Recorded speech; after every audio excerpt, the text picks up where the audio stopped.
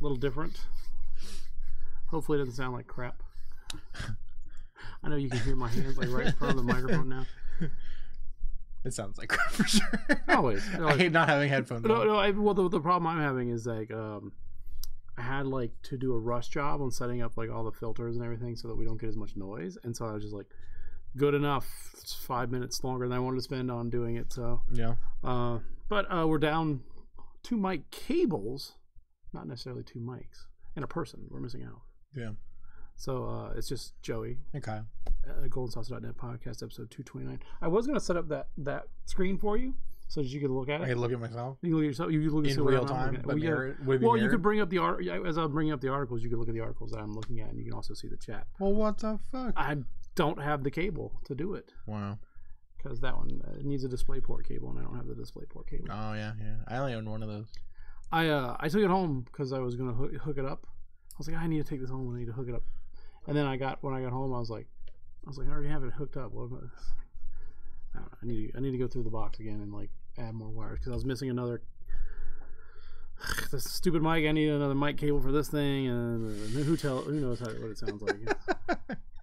But anyway, next week we'll have those mic replacement cables in. Of course, we start the show too late to do anything about it. Yeah, we didn't know the mic cables were going to be fucked up. Yeah, exactly. So it's fine. Spent like 20 minutes like just trying to narrow down what the actual issue was with. I mean, I was ready to buy new mics until the mics that I bought for $40 are now $70. Yeah. I was like, oh, geez. Maybe we don't need new mics. Yeah. And it said I have that order sheet said I have 4, so that means there's another one laying around somewhere. I just thought there was 4. Yeah. And that means it's in a stack somewhere. So. Yeah. And I mean, I just thought of something. Yeah. I have those. Hold on. You just hold on. I'll yell it to you. I'm just gonna. Yeah, I'm gonna play a little bit of MIDI. Like, what am I doing here? We did that episode where. Just gonna. Jeez. Wow. What is going on here? Is that an XLR cable? It's an XLR cable, but it won't work for what we need it to. Go the fuck out of here. This is awful. Alright, never mind. No, remember we bought those other mics, those 4 mics? Remember I bought those other 4 mics? I actually don't. I'm not really Remember sure. They were the blue ones and the black ones? We got called nerds. So thanks. So remember we bought those blue and those black mics to try them out? Who called us nerds? True Infure. Did I even like make it into? There we go. I got it. Nice. Anyway, yeah, remember we bought those and they were terrible. They were like super loud and we had to like tone them down a little. Well, why would we use them now then? No, I was going to yank the cable out of it, but the cable's not the right cable. Yeah, anyway, all right. So tonight's plan, we're gonna have a recap of the week, which should be interesting because we both did Extra Life. Yeah. What the fuck have you been playing? Which should be apparent because we streamed it. Mostly. Right, exactly. 24 hours. I mean, like I went back and I watched a good, decent portion of it, just scrubbing through, like looking. I watched it at like 2x speed. Mine can't be viewed right because it was on. No, yours unless you enabled VOD. If you mine just exists. If your OBS was turned on correctly, and it should have been that you should have a local file. That's what I watched, is local file. What about the stuff that wasn't?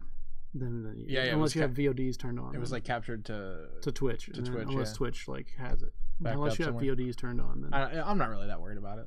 Yeah, I mean it's really cool. Like I went back and watched, and like there's a lot of the overhead cam stuff that I'm really happy about. That looked really nice and solid. And, you know, like a lot of us playing together. It really you know. So then we got some news, some bull crapping, and then we can get out of here. Right? Okay. Yeah. Sounds great. So yeah. So we'll do Extra Life last. How was your week, Kyle? It was good. Nothing. You know, no news is good news. I didn't have like any. My medical situation seems to be fairly okay. I worked a lot, which is always good because money's good, and played some games and rose a little bit of money for charity over the course of the week. That it's funny how like life affirming that is. Right. You know what I mean? Yeah. I mean, not to step on what you're talking about, but it turns like your hobby into something, a force of good. It makes you feel like, oh, I'm not just wasting away like some schlub Playing video games. Middle-aged man playing video games. Well, also like just like knowing like the source of that, like where it goes, who it's helping, like that kind of thing, like really brings a lot of joy to me that I didn't think that would. You know what I mean? Like I very much thought like, oh, you know, I've done charity in the past, like I've been a part of a few charitable groups, but personally never really cared about them. Like it's kind of just like, yeah, you raise money for good and it goes off to some faceless, right? You know what I mean? Like when you like you're donating to like a hurricane relief somewhere halfway across the world, you're like, oh, my $10 went and did something hopefully for somebody somewhere. But like we know like precisely where our money went with this one, and we've seen the people that it affects directly. Like especially you, I know you've met some of those kids, right? I was actually just looking it up. So like last year was Noah, and Noah, like you know, I don't mean to sound knowledgeable, but he had like a situation where he had tubes that, you know what I'm saying, and like in a backpack he had to wear, and like he was just like a cool kid, like he was like a lot of personality. If you like go back and watch some of the CNN stuff, like he met Lindsey Sterling and stuff like that. And one of the little girls from, I think, 2 years ago, you remember, she was a little girl, she had glasses. I do. Yeah. She came in here and she talked. I have some video with her. She's now one of the national representatives for Children's Miracle Network, and like, you know, she gets seen here at our local hospital. So fantastic. I'm trying to find her name, and and like, you know, you and I personally had the story that Drew shared, and like that ended up going out to the national team, and they kind of edited it down a little bit, because what you and I read was really, really out there. But what the national team like told him to edit it down to was a little bit like thinner and stuff. A little like tamer, that. Yeah. But I mean, like, if you go to the hospital, you can see all that stuff in action and stuff like that. You can, you know, the nice thing is like you have a big They have a big sticker on some of the things that CMN paid for, and you can go, oh well, wow, you know, like our money actually went to some good there, and it kind of paid for those things. And you know, like I went light this year on some of the stuff. Like normally I have like the videos and the kids and stuff like that, and I feel bad that I didn't go heavy on that stuff, but like I feel like my audience knows what I'm raising money for and what we're doing. So yeah, and like you recall, for the past, so this last year, obviously I took part in it, but the 2 years prior, Joey and I work at the same job, so I was covering the front end of the job, and Joey was streaming, and so like I have always been kind of just like helping where I can, as far as the stream's concerned. Like I play a little bit of stuff with Joey, I play a little bit of stuff with Brett. No, that's super helpful. Just having someone there to talk to for an hour or two, good. It's super helpful. If you need to just go to the bathroom and like stretch your eyes, or stretch your eyes, put water on your eyes, or stretch your legs, whatever. Put some stretch your eyes. I stand by it. You had to stretch your eyes. Not look at a screen. That's why I played a lot of Magic this year. Not looking at a screen was like a lifesaver. I think that's what killed me towards the end. Is that I just tried to gun it. But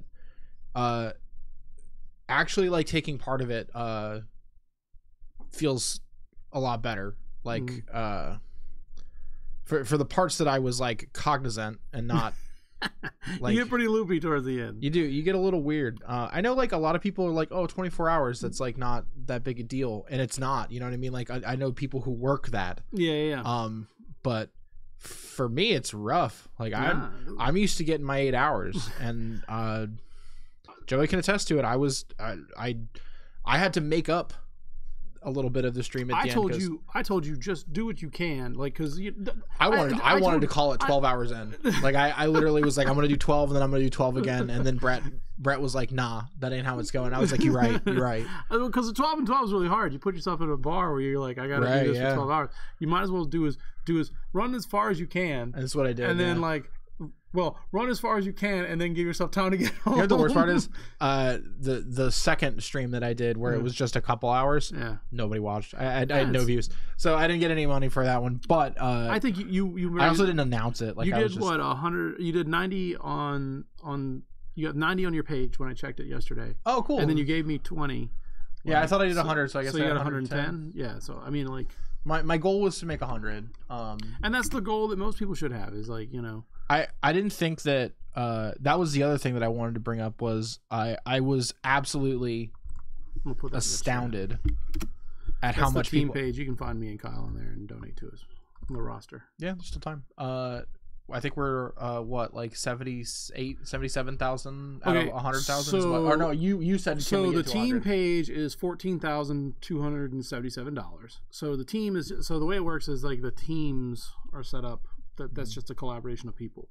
So that's just the people here who locally. Is that like the guild? That's mainly the guild. Yeah, exactly. I like calling it a guild. I think it's really nerdy and it fits.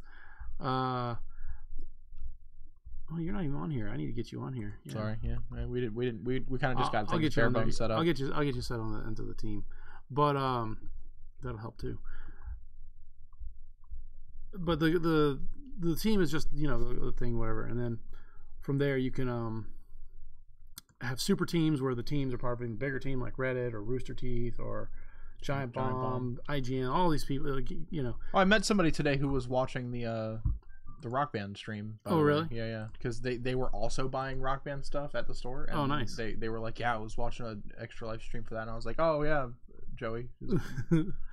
Pretty partial to that. Yeah. But you're at 90 out of 100. We'll finish doing your thing. But like I was saying, like I was just absolutely astounded at the amount of people that care and the amount of people who are willing to donate time and energy and to be here, and even if they can't donate, they're here to help us. Right, exactly. That really makes me happy too. Is like when our friends we had like a crowd come out and Darren on the stream and things like that helping out. Gatorland showed up and UF Gaming showed up, and you know what I mean. Like we had a lot of people here who were at the very least cheering us on and helping us raise money and keeping us awake.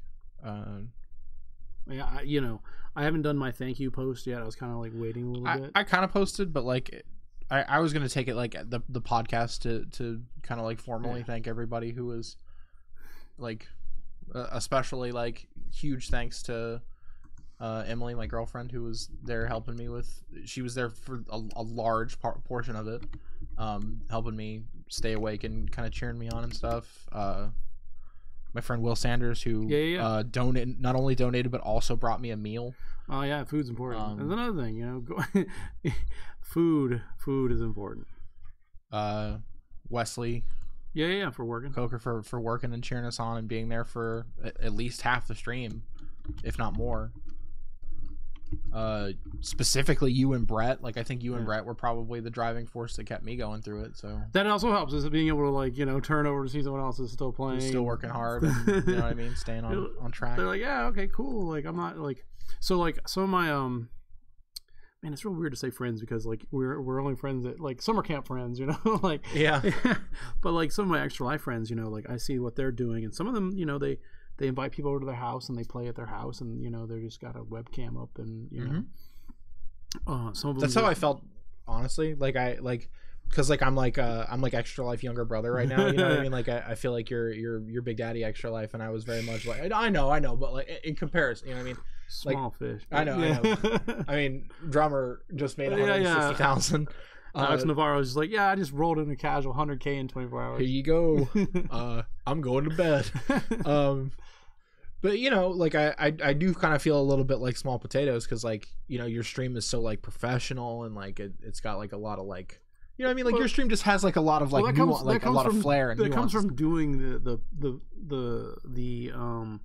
podcast week to week, right. Getting the experience of let me throw this together real quick and throw this stuff together, and then also setting up the overlays way ahead of time, and and testing right.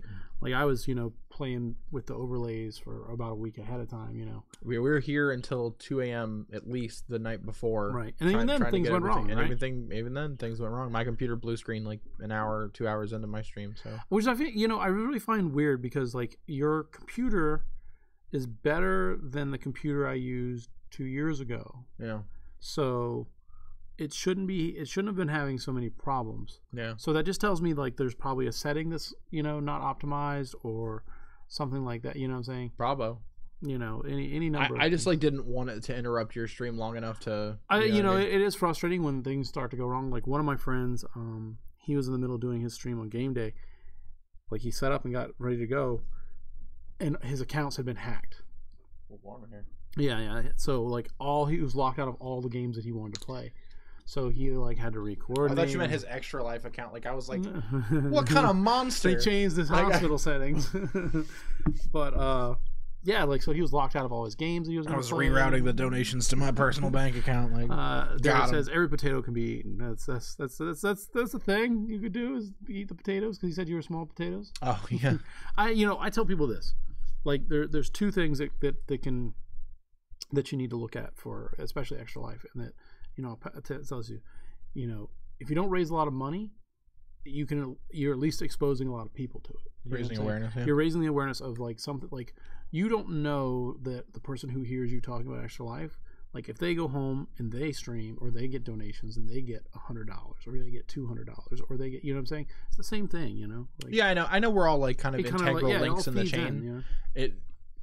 And like it's not like I feel bad, you know what I mean? Like I exceeded my goal. Right? Yeah, exactly. So like I'm $100 is like, I tell people like this: if you think it's easy, go out there and beg, stay on the street and ask for $100. So he'll give it to you. Yeah, I feel like I definitely made more money doing something that I love. Yeah. Than if I had just been like coaxing people into being like, hey, have you heard of this charity? If you wouldn't mind, like, would you donate to it? Like that's, and like I think I provided, at least a fair amount of entertainment for somebody. I mean, like, I had fun hearing you hate on Red Dead, which I'm pretty sure we're going to talk about. I had a real bad experience with Red Dead during the stream. Like, I've had a much better experience in my personal life with it, but. So we can. I mean, obviously, we both did the stream. Like, I mean, my life is not extraordinary outside of streaming video games for kids. Like, yeah. I've been watching streams, and yeah, I do a lot of that too. Watching Alex Navarro today play drums for 24 hours. That's impressive. Just check in on him every now and again. See how sweaty he is. I watched him when he started noon yesterday, and then like I watched as much as I could. You posted a fair bit about it. You're definitely like covering his situation. Yeah, I mean, like, and keeping me updated on it because I didn't watch it at all. At like at midnight, the ticker stopped working, the donations thing stopped working, everything just stopped working. So the only thing that was working was the video feed. He got Y2K'd. the video, the 3 video cameras were the only things working. And so like the mods came in and moderated the chat, and then they started putting the donations in the chat. So like people could still get their shout outs. Yeah, and stuff. And so he's like like on an iPad reading off the donations on there. Nice. And at one point he played Love Shack by B-52s. Mm-hmm. The guy's like, fuck the B-52s, I hate them. And he's like, ban that person. And then like he's like, don't really ban them, but come on, it's the Love Shack. Yeah, it's the Love Shack. What's wrong with you? So like, yeah, if anyone ever has any questions about Extra Life, you can always message me. I love to talk about it. It's a lot easier than you think. It was. I did basically no work. It's like I tell everyone, the hard part is asking people for money. You're already playing the games. You're already going to play 24 hours of games. I had the added benefit of already having somebody who is knowledgeable about the situation, which made me feel a lot more comfortable about it. Yeah. I can understand there being like some level of apprehension, because it's, and like I'm not gonna lie to everyone. The first several hours of the stream, I was very uncomfortable. Yeah, I was very anxious. Like, because you don't know who's critiquing you playing, who's watching, who's doing what. Why, if people are donating, why aren't they donating, or why are they donating? There's a million things going through. Well, you're on camera. I wasn't on camera afterwards, but which I think made me feel a lot better actually. But you don't have to play on camera. Yeah. But initially, you're on camera. You're being recorded. You know what I mean? Like you're inviting somebody into a parts of your personality. Yeah. And like it's not like I fear that type of social interaction, but when I'm representing something that's larger than I am, I get that same feeling too. Yeah, I feel like I want to be a fair and also a positive representation of what that image stands for. I will share you like a story today. Like so one of my friends who's one of the bigger, I don't want to say bigger donation getters, I guess. Yeah, sure. Like he shared a story today about how he got like hit in the face with a turd. So, like, well, I just like there was and like I'm glad that there's not like And there's some streamers that I know who are not afraid to use their assets to get some extra views. Me neither. But there was one point where like I That's for the video portion. I had to catch myself because like I felt like I said something inappropriate. There was definitely one part where I said something very inappropriate. It happens, But someone told me like they were watching yours, mine, and Brett's stream, and they thought it was funny that Brett's stream was the only one tagged mature content. And he was the coolest out of everybody. He's the most well, no, that's not true. Remember, because he was playing Halo and getting rowdy. Right. Well, I think that's why he tagged you. Yeah. Because he just I should have done that. He was for a sure. shit talk on fucking. I should have played Halo. Yeah, and he okay, you want to get what the fuck you were playing? Like we could, say, let's save Red Dead for last because we're both playing that. And I want to talk a little bit about it. So I played Dark Souls 3 for the I know we're not gonna have like me talking about Dark Souls. Dark Souls. Yeah. I played Dark Souls 3 for the stream. I played it for the stream because I feel like there's a lot of really good Dark Souls players. Jared said he got real salty later. Why? He said Brett got real salty later. Oh, he did. Yeah, he was extra salty for a few minutes. That must have been when I was playing Magic. I wasn't listening. No, maybe. Yeah. But yeah, there was a while where like. All I just heard from Brett was just like, "That's fucking this fucking guy." Like, and because you get he's into situations it, like where Brett is a really good Halo player. He's very good. He's really good. Like I thought I was good, and then I play against people who I also thought were good. No, Brett's the guy. Brett's really good. Like I don't think he's like against like he's not professional. He's not like the MLG guys I played against that were fucking wrecking me. But he's trouncing you and your friends for sure. Yeah, exactly. Yeah. Brett's like, yeah, I'll fucking 3v1 you. I don't give a shit. Yeah. Money match 1v1. Like I was like Halo 1 1v1. He was like, no problem. He's like, I'll pay full price. He's like, you get a deficit of 25 and like pay the over it. And like I was like, no, I'm out. Like I can't afford that kind of charity, Joe. Dollar kills, you can do it. Yeah. But go ahead. So Dark Souls 3. I played some Dark Souls 3. I feel like you got some peanut gallery action on that one. Some guy behind me like was the benefit of playing in a public space, right? Yeah, he was like talking to his friend and like I want to say like I was at like maybe like the Road to Sacrifice or something like that, and like he was like saying that I went the wrong way or something, and that I couldn't really hear him because I had headphones on. Knuckles there. And I was going to the Queen. I was like I wanted to turn back to him, and I was like, dude, I'm on a no death run currently. Yeah, like I'm currently no death on Dark Souls 3 like on stream. You know what I'm saying? Like it be good. Like I want to say like I did like 7 bosses without a death. That's pretty good. From a fresh character, no less. Like we're not talking New Game Plus.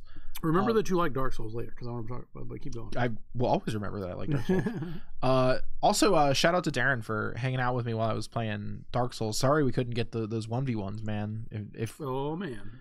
We were gonna do 1v1 money matches for charity. But man. I didn't have when I checked my only character that was like of requisite level to even be a challenge, like he was like it was a joke because I don't play on console, I play on PC. He said it's fine. Yeah, I know. Yeah, we're cool, Darren, but like I'll still get you on a money. I'll get you on a 1v1 eventually, bud. You're just gonna don't. What do they call it? Invade each other or whatever it is. Yeah, we'll just duel, but like just play like some wisdom character, and I'll have no idea how to fight you. Like I swing a hammer. That's what I do. So I played that. Played a couple rounds of Dragon Ball Fighter Z, which I think I lost a round. You say you're looking forward to it, but go ahead. Yeah, I think I lost my first round, and then I won the subsequent matches. But no donations on Fighter Z though. Yeah, I figured you would have got like some of those. I saw some of those nerds playing it earlier in the day. I figured you would have got some people. They didn't want any. Remember, I offered, like, I was like, I'll quit right now and we'll play some Fighter Z, and they were like, not about it. Because I saw them playing it earlier in the day, so I figured they would have been, Yeah, into it, but no. I think I played Soul Calibur. Do you remember me playing Soul Calibur? I don't remember, but I wanted to play Soul Calibur, so. I think we played a little. I think I might have played a round or two of Soul Calibur. And it was much like I said, like someone like came up to me and like, why do you have this big stack of games? I'm like, you bring a big stack of games, and you just play like 4 of them. Or you 5 show someone the whole thing, and you go, which one of these do you want me to play? Yeah. Played a lot of Overwatch because we played. Yeah, you and Brett played. I was jealous. I played Overwatch with Brett, and then my roommates Tho and Josie. Nice. So we were running 4 deep, which sucks, because then you have to go through matchmaking finding one person. You should have got Brett. Oh no, because you were 40. Yeah. Yeah. Okay. So you should have bought me a copy. I would have jumped in. I'm not buying that game. Brett was. I have no PC. That was the one he was using. Oh yeah. You're right. I think I have one. No, somewhere. well, he was using Wesley's copy. I thought Wesley was here with his copy. You could have gotten in on that. Yeah. Well, how do you not have a copy of Overwatch? What always happens is it goes on sale for $30, and you trade it for $34, and then I trade it for $34, and I go, why do you keep giving me $34? Give me $4 for this? I didn't even do anything. Then I buy it. Then I buy it again, and I scratch the little code off. You get three loot boxes. You get nothing. You go Hanzo. Yeah, I don't care. Oh, great sprays. Yeah. I don't even know how to spray in this game. I don't know how to spray. I really don't. It's funny. Why would I do it? It's not intuitive on the consoles. Why would I do it? I wouldn't care. I don't care. On the PC, you hold a button down and just right, exactly. Console, you have to hold the D-pad and then mouse over. Is that what it is? And then you have to mouse over a cursor over a thing with a stick, and then I would never do that. Let go of it all at once. I thought you would just have it's just hold LB and B not even Y or something. Yeah, not even. That would be smarter. Just hold something and then. No, it's like a dumb hotkey thing. All the emotes are hotkey to something stupid. Okay, that makes sense. Even on the D-pad, whatever. Anyway. D-pad's involved. Anyways, yeah. So Overwatch we played for a few hours, which is great. Helped to kill a lot of time with Overwatch. Probably played Overwatch for 4 hours. Wrecking Ball. Yeah, I think I played as him a little bit. I played a lot of Fair. No, I don't play Fair. I played a lot of Moira and Torbjorn. I was playing Torbjorn a lot because the new changes. I was playing a lot of Torbjorn. And then shit, man, I don't even remember everything I played. Mostly Xbox stuff. I think I played a little bit of Diablo. Which also I played Diablo on the Switch, which I have a fairly glowing review for. Other than the power consumption. Talk about that. Yeah, okay. Let's talk about that a little bit. Man, the thing just drains your Switch battery, kills it. Because the game's really, really dark, right? Right. So you have to you gotta turn the brightness. You gotta crank the gamma on the game. You also gotta crank the gamma on the console itself to get a clear picture. Is that from the reflection of the screen? Yeah, a little bit. On that? Okay, a little bit. I haven't played it on the dock yet, which I assume it just looks like Diablo. Then it's not. That's not the point. That's not the point of playing Switch games. Yeah. It's also just that's where you play the new Switch games. Not the old stuff. It's also the appeal is that I can play it in bed. Did you try Ganondorf? Those are just transmogs. Oh. Yeah. I do sweet gear. I do no, it's just transmog. It's just how it looks. Yeah.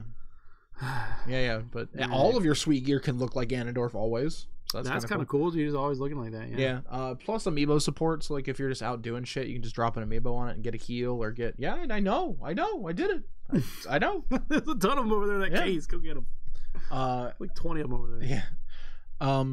You have an item that's just called an amiibo portal. Just click it and you can drop an amiibo on that. Seems okay. It's all right. Yeah. Does it just drop random items, random loot, or is it they're all specific. Some amiibos heal you, some amiibos fill your mana or whatever resource your character has. Some of them drop items. Do they limit it to the difficulty or anything? Yeah, I think it scales with your character. Well, I mean, let's say you're playing on what's the hardcore mode, Torment and shit like that. Yeah. What if you're playing on that? No, I don't know yet. I've literally got through chapter 1 because you you just have a sack of 40 amiibos. You're I'm cheesing this game. Yeah, fuck this game. I've already played this game a million times. Diablo and just get ready for this shit. I don't even care about that loot goblin in December. Which is a gross looking amiibo, by the way. I think he's cute. I think he's cute, but he looks cool. That amiibo looks like shit. I don't know if that one's much like Shovel Knight. Is it you know what I'm saying? Is it made by a third party manufacturer? Then Nintendo gave them I think so. So pretty sure. And Nintendo puts a lot of if you've never picked up an amiibo, I do recommend you pick well sculpted. Just pick one up. Pick one up that you like the character even a little bit, even if you buy a used one, and look at the detail that Nintendo put into it. They all look pretty well sculpted. Good sculpts, good art, good color. Usually the paint's pretty good. The painting is you know what I'm saying. There's no there are some with some overspray and stuff like that, but they look anything made by a machine. Yeah, they look really good, and someone put amiibos are high quality. I definitely feel you get your $15 worth of that. Better than Disney Infinity and Skylanders for sure. I think those Infinities just suffer from being flat. Yeah. Skylanders are okay, but those are mass produced. There are some Skylanders that look dope, but yeah, and then they're kind of a little rubberized. Yeah, feel flimsy. But other Diablo, Just more Diablos. Yeah, it's just more Diablo. Drains your battery. Yeah, it just drains your battery super fucking hard. Like we're talking crazy hard. Like I want to say like 25% an hour. Jeez. Yeah, it's gnarly. That's not too bad. I It's mean, like, gnarly. I think that's bad. I'm I saying don't the play a thing's lot of supposed to handheld last- Switch though, so like the thing's maybe supposed that's. to, like last. I thought it was like 6 hours. 6 hours. But then again, I'm exactly. cranking the gamma, so like who knows? I also play with the sound on. You know, things that kill battery and Wi-Fi's on. I don't know why. There's also local and internet connection as far as like joining parties and having people join you and stuff. Did you try any? I don't know. There's obviously no one else who you have to have 2 carts, right? to do Yeah, multiplayer? Wesley bought one and we connected for like a minute. You know what I mean? Like you don't have a lot of time at work to play co-op. Yeah, stuff. he was like, "Hey, let's try this real quick." Okay, great. Yeah, No, there's a million people. It functions. Like we didn't even get to Leoric, if that's a clue of how far you get in that game. Yeah. But I think it's great. $60 maybe not, but I mean, like it's another one of those this generation's repeated re-release right. of the same thing. Anytime it's full price, I feel bad. I feel like maybe they got enough stuff in there, because you get all the DLC, right? And then the adventure mode's unlocked from the beginning. From the beginning, yeah, which is weird. That's a strange thing. I didn't even click it yet. Well, I assume that they treated it the way I would treat it, which is, look, if you're buying this, you probably already played. You know what you're getting. You know what you're getting into. You don't want to You're gonna beat the game anyway, but let's just give you the unlocks anyway. Yeah. Not make you work for it. Like my main interest with the Switch Diablo is seeing first off like what the amount of loot or the quality of loot that I can get from amiibos. Mm-hmm. That's like one thing that I think is the most. The same reason that I loved amiibos for Breath of the Wild. You know what I mean? Like, and then with this one, I think it's even less specific in that you can use whatever amiibos you want. Mm-hmm. Well, Breath of the Wild had the same thing. You just wouldn't get good. You just wouldn't get high tier stuff. Items. Yeah. You just get random junk. Yeah. I don't mean junk, but like fish or food. Yeah. And then the last thing I played was Red Dead, but you should talk about what you played. Well, and we can talk about Red Dead. I spent like a good 9 hours. It felt like beating Mega Man 11. Did you beat Mega Man 11? I beat it. I beat that game. Like, I kind of cheesed it there at the end because I got tired of beating my head against it. So I was like, just tell me who beats these guys. And so, as a Mega Man game, I feel like I'm torn on it. Yeah. Like, I think it plays like a Mega Man game. Looks like a Mega Man game. The gear system, the game is built around that gear system very much. Like I said in the past, like they designed the levels, they designed the bosses, they designed all the interactions around you using that gear system and using it effectively and knowing when to use it. And then that includes kind of like when you get cheesy deaths. The other thing they built the game around, which it took me a long time to come to grips with. Oh god. If you guys hear this, there's just a guy doing his job outside, but there's a leaf blower going on. He's like literally, don't worry, guys. Let me get these leaves. Literally right outside the door. But anyway, just doing his job. Let him pass. Exactly. So the other thing they built in is the use of the shop, and so the shop has upgrades where like you reduce the knockback from a fully charged shot. Oh, that's very good. You get like some little RPG elements, right? Like stepping on the in a traditional Mega Man game, when you step on the weapon recharges, the recharge power-ups, that if you don't have the weapon recharge, you just lose it. You have to equip the weapon. But this one lets the overflow happen. Like it'll autofill. Nice. It's a very good ability. You can buy Beat, which pulls you out of a few. That's that bird, right? Yeah, right, exactly. The other thing they have in there is like it's kind of weird, but like they give you so many bolts, which is your currency, and then like you have so many that it's 100% your responsibility just to beat a level, go to the shop, buy 9 lives, buy 9 E-tanks, buy however many weapons tanks, which refill all your weapons. I see. And then just attack the levels that way. So you just have like almost infinite resources. Well, a finite, but right. But I mean, you have enough to where like it's not right. You can like I played through. Just from dying and sucking at the game, I ended up with a surplus of stuff and bought all the items I could buy except for one, which was like, this is for making the game harder. Let me ask you this. You said it looks and feels like a Mega Man game. Does it sound like a Mega Man game? So I really want to spend more time with the bosses and the themes. Like they're like the 8 Robot Masters have their themes. Wily's Castle is really one theme throughout, and so you don't get like a different Wily stage 1, stage 2, stage 3, stage 4, whatever. You know, you just get one theme that just repeat. Okay. I mean, I didn't feel like any of the music was iconic enough, but at the same time, like some of that comes from playing the game a lot and hearing the same music over and over and over again. So, but like, do you think that like it's of a high enough quality? Like, can you expect a Megas album? I don't think they're gonna be doing any of these ones soon. I don't think they're good enough. But I mean, like, you know, I'm pretty sure there'll be one that'll stick out over time that people just like, oh yeah, that was really good. Yeah. Splash Woman. Yeah, the Splash Woman was one that did stick out. The Mega Man. I really do feel like I don't know. It took me a while to get past the item shop because it changes the way the game plays. You know, like micromanage, like going back and managing the things and going back and getting buying power ups to attack the levels is a very different way to play. Yeah. And do you feel like it detracts? I feel like it cheapens the game a little bit because, like, once you get all the power ups, you're like, okay, this is kind of easier, you know? Yeah. It's less skill intensive. Exactly. You know, but some of those times, without them though, some of those levels are just hard for no reason. Really? You're just like, okay, like you 100% want me. There's just traps galore. You know, you just like I'm gonna jump over this pit. A dude's gonna jump out and go like this and push you down. You go, all right, you got me. I should have thought about that, but you know. So now you're buying beats so that way when that happens you're like, oh well, I didn't die the cheesy death that I would have died, you know, or whatever, you know. And then, you know, the same thing as the weapons power-ups thing where you're like, okay, I'm gonna buy this weapon because you don't know, you know, you go in and fight the boss and you're like, okay, well I need to do this, and you know get 3/4 away and you don't know his attack pattern, so he cheeses you, so you're like, okay, I'm gonna refill my weapons and I'm gonna attack him on the second life and I'm gonna beat him because I know how to beat him. So like obviously like it's like a weird comparison to make, but like do you feel like it's a similar degree of difficulty as to like when you were taking on Mega Man when you were a kid, like for the first time? Right. Like I definitely feel like there's a little bit of that. Like I tell people it has that original Mega Man Japanese difficulty going on, and until you get into the shop and then you just buy too much stuff and then it becomes Mega Man 2 easy. I've played this a million times. Yeah. And like I can. Metal Man's real good. There's nothing that bad. Some people were saying that Tundra Man, because his AoE like for the whole screen. Yeah, it seems very good. So like, you know, I mean, I played and the demo. Gears can overdo it. You know, like, you know.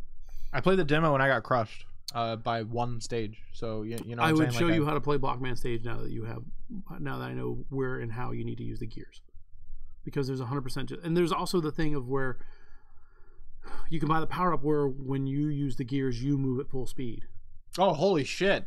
So like you're like, so yeah, time gear, move full speed, don't care. Yeah, it's real good.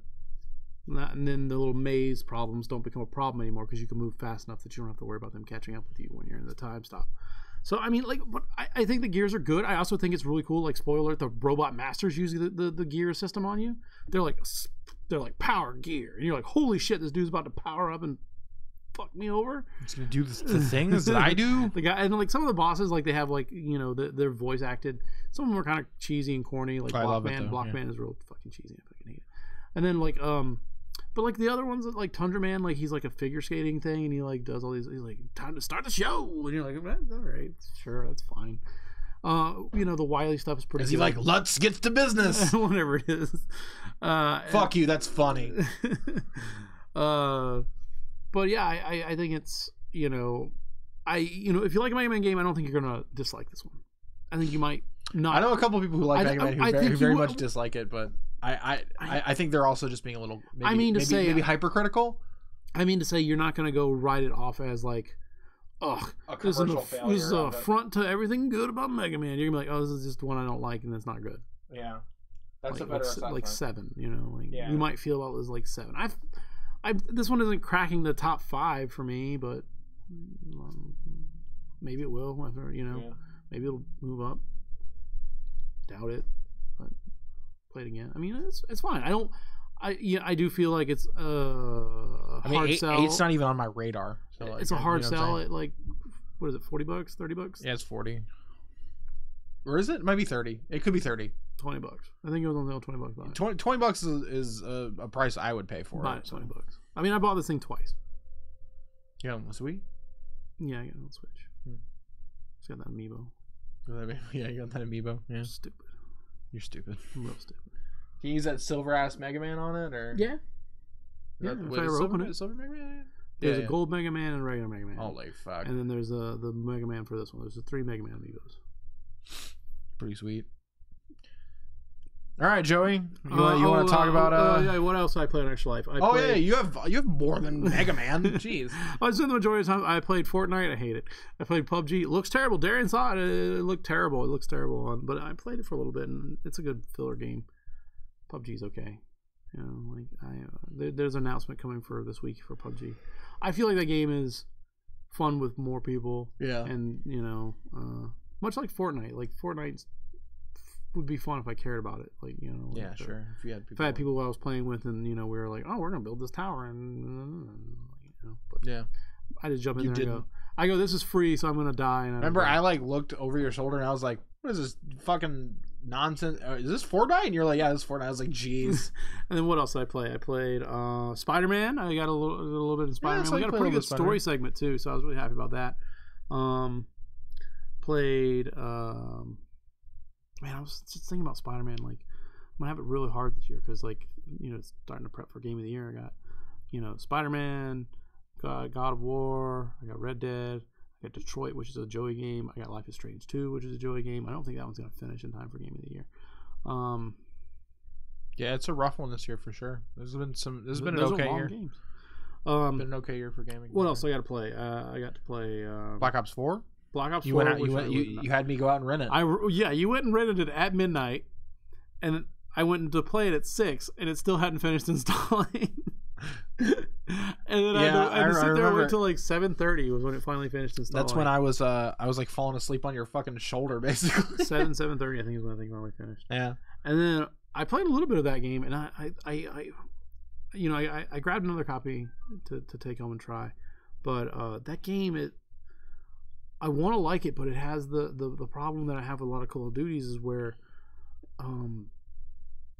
the people are so far ahead of me. Yeah, you've already missed the carrot on the stick. And like, you know, I'm in that entry stage where it's just like, okay, you gotta play these crappy weapons, you gotta do this, you gotta die a lot, and people know the maps, and you know, like, and don't play objective based things because people aren't doing the objective. It's just team deathmatch with a different timer. So, you know, I kind of feel like I want to spend some more time on it. I played a little bit of Blackout mode, which I kind of liked, but then like, I think even you saw it where there was like a couple kills where it's just like, how did you die? Like you had them. Like that's the battle royale mode. Yeah. So we also have some stuff in there. So I tried that. We played some Jack Party Pack 5. I tried to get you in on that. You missed out. That was a really good time. We played You Don't Know Jack, which the trivia game I really like. Saw you guys cutting some sick rhymes with the robot. So I was gonna say that for the last. We played Split the Room, which is a really awkward game because it's you want to be funny, but if you're funny, it doesn't work. You want to create situations where you literally split the room. Yeah. So it's kind of like a would you rather, you know? Yeah. But you have to like find a way to cut the room in half. And so then we played I don't remember if we played the other ones. I don't think we played the other one. Played something where you draw stuff, and you played something where robots rap. What was the drawing one? Oh, that was one where we were inventing stuff. We had to invent like just a penis. It's just a penis. And then we the pool potty. That was really good. I mean, like, you know, then we played the rapping robots. Rapping robots were really good because, like, you know, they kind of like give you like prompts, and then it's kind of like Mad Libsing half a rap and then writing their other half. So we had a really good time with that. And then when you're done, you get little animated GIFs that you can send to your friends and stuff like that. That was pretty fun.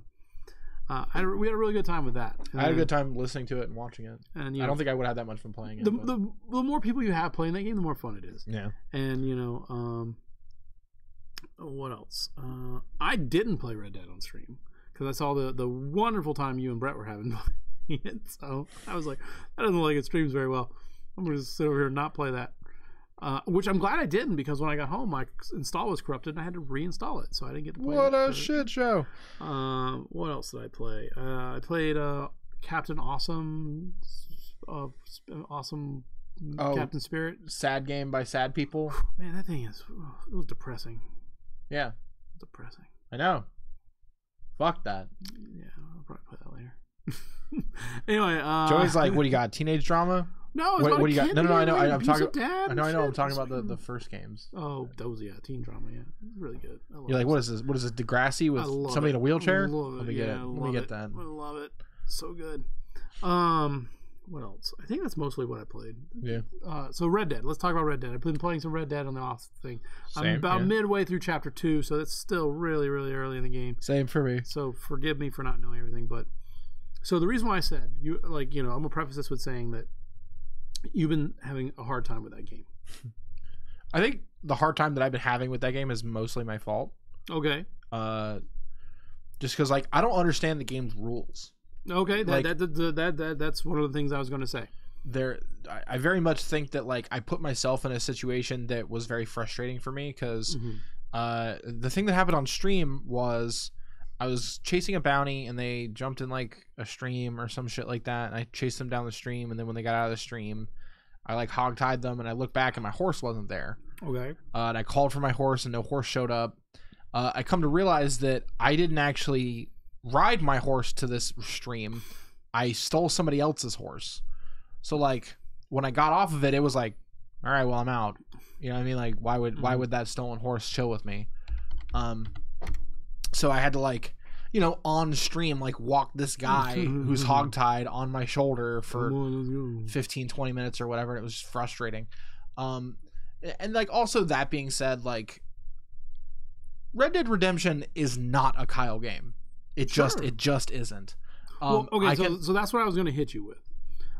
Those remember that you like Dark Souls. Yeah. And so this is a game that's built.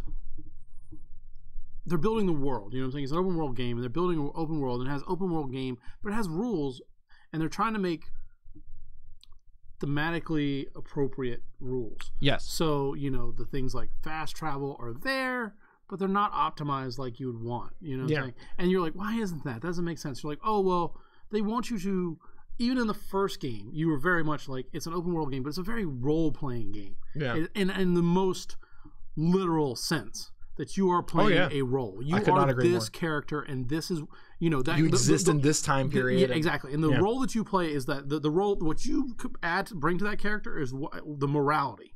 Yeah. And not even the morality, you have a narrow field of morality that you can operate in with that the game gives you. And sometimes it's just an illusion of choice because you're going to try to do the good thing or the bad thing, and the game goes with the way it is going to go anyway. Right. But it is a tradition. The good and bad thing is usually just how other characters in the game perceive you anyways. Right. 9 times out of 10, if a guy needs saving, you're going to save him regardless, and then he's going to die from his own doing or what. You know what I mean? Right. There's very few situations where I feel like I've done actual good. And so but good's also kind of a matter of perspective in this world. So the reason why I was going to say the Dark Souls thing is because you like Dark Souls. I do, yeah. And that is a game that is, the world has rules that they don't communicate to you very well. Yeah. And that the Red Dead has that same problem that it doesn't tell you, if you get I've been listening to some people talk about tips and tricks for later on. They don't tell you oh, well, this, you're going to unlock this later, or this ability requires this, or that this is how you're doing this, or that this mission is trying to teach you this, or the way this mission teaches you to do this is just for that mission. It doesn't make sense later. Yeah. Who knows why they tell you to do it this way.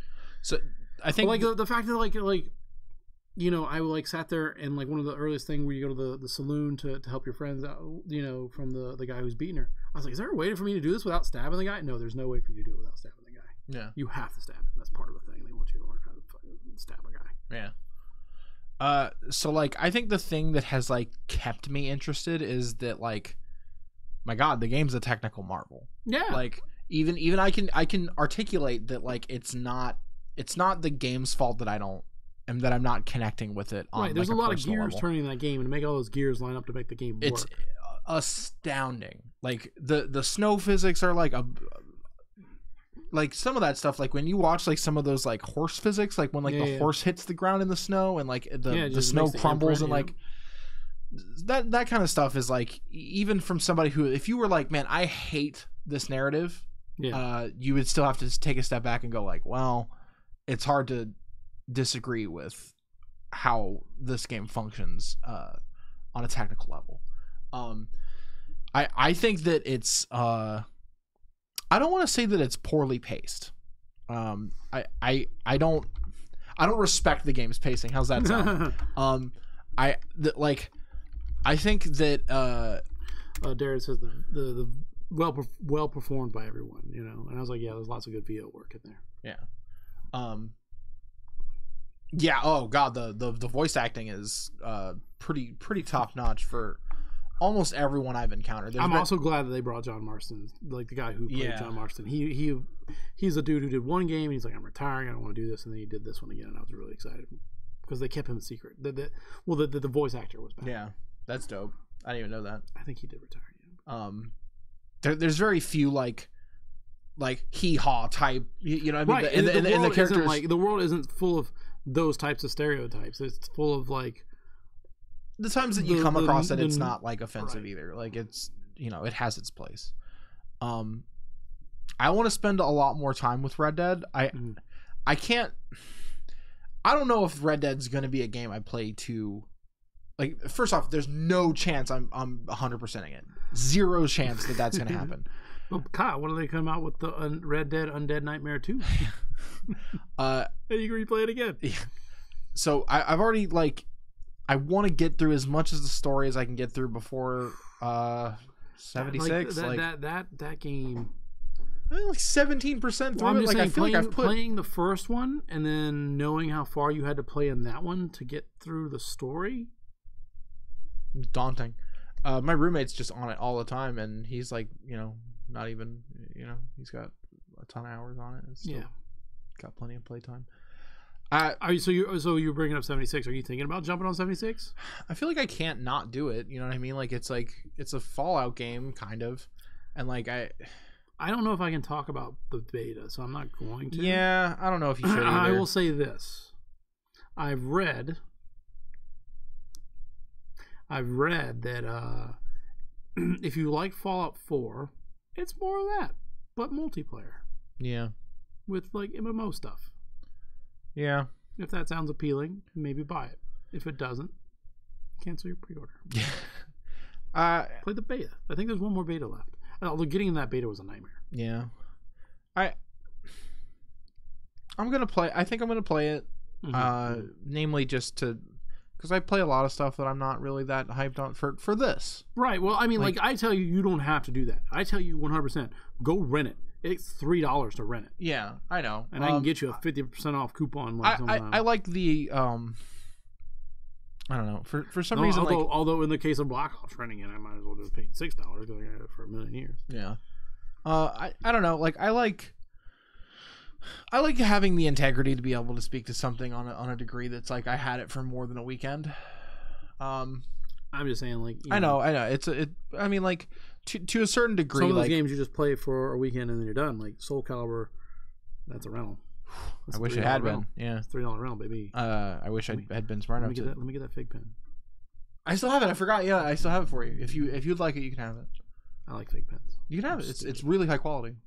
Probably the highest quality part of the game. I'll get you that Infinity Glove mitt thing that you want. Thank you. That I can't use as an actual oven mitt. Don't do it. Yeah, don't. You'll burn the shit out of your hand. I think that wasn't even the pile. I just moved those things. Yeah. All those things in the whatever, so I have to sort through it and figure catalog out what's left. What's left and what's got to go and what next year. I think Red Dead is. So I got the shirt. Not me. Grimfrost, baby. It's Attack on Titan. Yeah. Anime I love. I think that Red Dead is, first off, I love that the most powerful opening weekend in all of entertainment is now a video game. Yeah. I mean, it's been that before. It's been Call of Duty before. And also Grand Theft Auto, right? I believe so, yeah. But that's what we were talking about 2 weeks ago, is like Call of Duty hasn't had that. They've been trying to like say, oh, we had a biggest day one digital whatever. Yeah. Whereas it used to be the largest entertainment event period. Yeah. We're now, getting into $725 million 3 days, yeah. in 3 days. So, I mean, that says a lot. But it's $60 a piece, so, there's some $100 editions in there. So yeah. But, I mean, that just means you moved 100 million copies. Yeah. It's a lot. I do remember the million sellers usually were platinum hits, so let's go ahead and $20 that bitch. Yeah. I'll buy 3. Just go ahead and put it on that $20 sale now. But yeah, I think that like I said, first off, I'm excited that a video game is holding that spot again, because like it kind of solidifies like what we do, right? Like sure. I like that video gaming gets to be taken seriously, that esports is taken seriously, mm-hmm. and that something like Extra Life has validity because of a medium like video games. Yeah. It helps me, especially like, there's times where you're like, oh, it's Monday, like I just got off work. God, we podcast, right? And then like you go, no, we have listeners, we have people who care. Mm-hmm. There's people that video gaming helps, and there's people who care about our opinions, and like mm-hmm. having something like Red Dead being the biggest thing in the planet right now, as far as entertainment is concerned. Obviously, it's not political or whatever you care about on a deep personal basis. But having that be the largest thing in our economy that's entertainment based, really lends a lot of validity to why Joey, Alf, and I do what we do. And Brett, you know what I mean? Anybody who takes part in any of the stuff that extracurricularly mm-hmm. that we try to keep up with. But I don't know, man. Like I think that Red Dead is it's certainly a contender for Game of the Year. I think so, huh? Not for me. Like I genuinely don't think, like, from where I'm at, like I know I haven't played like too terribly much of it. Like I probably only have like 20 or 30 hours into it. Mm-hmm. But like it's not, unless it like dramatically improves mm-hmm. As far as pacing is concerned, like God of War is just, well, I mean, like, narratively a superior. You're talking a 20-hour game versus like a 35-hour game, but yeah, a 35-hour game plus like a 100-hour game. Yeah. Also, like, play that and I forgot to play it. God of War's narrative just spoke to me. Like that's just like a personal thing. Like I'm a little bit jealous of that. I told you, I sent you the thing when it went on sale. When? Really? Yeah, it was like Monday. No, not Monday. I don't even remember that. Yeah, I was like, it's on sale, $60. Jeez. For Kyle's talking about, I bought the God of War Collector's Edition. It's nice. I don't even have a PS4. I don't even have a PS4. I don't even have a PS4. So I guess I was like, the game's $40, so I get. Yeah, I'll give you $20 for that statue. Ooh. Nope. It might still be in stock. Let me see. But yeah, that game deserves the accolades that it's receiving. Red Dead, I mean. That's me. My notification to take my medicine. Take your medicine, nerd. Probably smart. I should do that. I think that Red Dead deserves the accolades that it's receiving, and it deserves the money that it's made. When you all 3 stores have it. Nice. All 4 stores have it. When you work as hard as Rockstar worked on Red Dead, like it's apparent that you like I said, you poured a piece of yourself into that. Yeah. I mean, what, they spent like 8 years, I think it was, working on it. It's a long time in development, and it shows. I wish that I was more into that aesthetic and that narrative device. Right. I mean, like, it is a Western, and like it's kind of slow, and kind of I do love Arthur. I think Arthur's a very entertaining character. Just the issue is the world that he exists in, I find to be fairly tedious. This makes me sound like a little bit, I guess, pretentious maybe, but like I'm not like super huge on like hunting animals in video games. I mean, in this one it's super optional though, aside from like the legendary pelts and stuff like that. Not really. You have to like donate stuff to your camp in order to like upgrade stuff, and they don't care about that. They don't care about the hunting thing later. No, like for to get like the satchel and like what's his name, Peters wants like all sorts of animal skins and stuff. Oh like yeah, that. I can understand that part, but like you don't exactly have to. Yeah. And not only that game also like has the mechanic of like, yo, this is all you can carry, so like, yeah, don't be a jerk. Yeah. There's also a cool mission where like you hunt a buffalo, and then the Native American guy that you're with like helps you track a buffalo, and then you find a bunch of buffalo corpses, and he's like really offended. And you like track down like the guys who did it, and you get a little bit of justice. What is it? I mean, like if you want to talk about some stuff we've seen out of there, I've seen I guarantee you're still in like the open highlands, so like nobody gives a shit. Yeah. I just like you're in Valentine in the surrounding area. Yeah, nobody cares. Talk to all you all want about it. No. So no, I'm saying I've seen where other people were finding certain meetings in the woods. Oh yeah, you don't lose any honor if you kill those people in the woods. Yeah, fuck them. But that's in there. Like I've seen. The game's like they're monsters. I've also seen like, have you seen the thing where the guy's like, where it's Arthur sitting down at the fire, and he's like doing something like cooking some food, and then the horse walks in the frame and just like drops. I've seen a lot of fucked up camera work like that. Just Grand Theft Auto stuff. You know what I mean? Like the camera exists even during cutscenes. Like it's it's not a pre-rendered cutscene. It's still happening physically in the world. And there are some time clocks that happen in that world, such as trains. You know what I mean? Like stuff that are on a set path, things that happen regularly.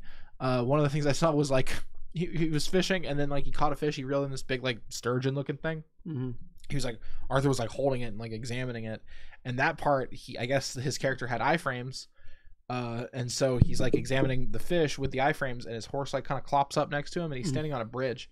Train just comes by and just annihilates his horse, clips through Arthur the whole time because he's got iframes. And like the guy just sat there and watched it until the train left, and then he like finished examining the fish. And then he was like, guess my horse be dead.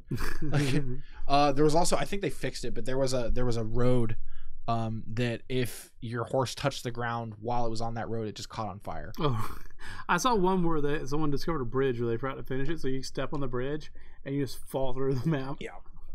And I also found the guy, he's like, yep, found the edge of the map. And then he's just like, what? Yeah. Like it's not even rendered, and he's just like, whoa. Yeah, I saw that one too. All right.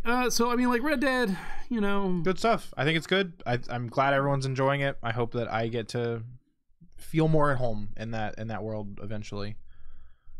I feel like just every time like I load that game up, though, I'm like, yep, horses, cowboys, 6-shooters. I guess I'm playing this game. You know what I mean? Like it just doesn't apply to me. Like I'm very like high fantasy and sci-fi oriented, so like historical fiction is kind of like, I don't know. I want to love it. I really do. I want to participate in that same joy that everybody has while they're playing. Tilt your camera down just a little bit because I just adjusted your thing. So yeah, that's better. Sorry.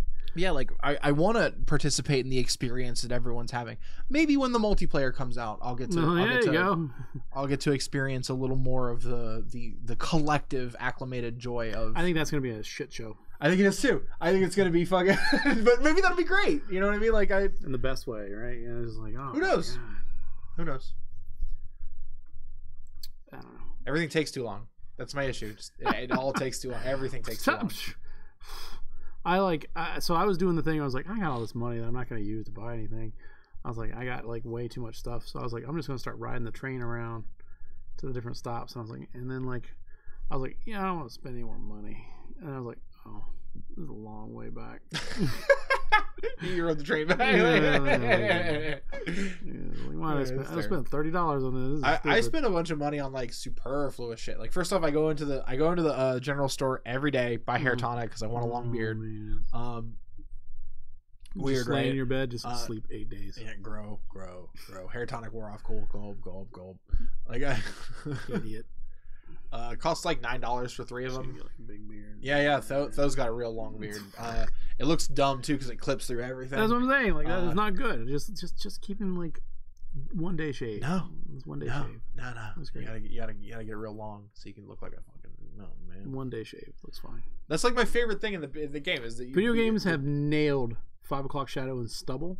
Yeah. And this kind of beard, they can do okay. Okay. But once you get like beyond this, like it's getting bad. Like the problem is they try to individualize the hair strands, and it just like it reaches the point of like uncanny valley. Yeah. Yep. Speaking of which, I saw a guy. I was at the drugstore. He no shit 100% had a video game beard. Like you ever see like those beards where like someone, it's like the thing where you like strap it to the back of your face and it's just like big bee. Like he 100% had that beard, but for real. And I was like, that's a good beard, but I don't think you should have, like, you got to do something to that, man, because it 100% looks like a video game fake beard, like strapped to your face. Like, I don't know why. That's funny. You know, like I'm an authority on video game beards. I figure like yo, dude, just like do some stubble or something so it looks stupid. You know, cut a nick in it or like a lightning bolt or something. I don't know. Anything so put a sticker on it, like something. Put a bow in it, I guess. I don't know. One braid, just right down the middle. Something so it doesn't look like a. It was really well kept, and it's really nice that the guy, you know, put that kind of effort. But it reached comical looking at that point. Solid. And it's sad because, like, you know, I know how much work and how much time and effort that takes, and he probably, you know, spent a lot of time making sure it was all even and cut up nice. It just ended up looking like.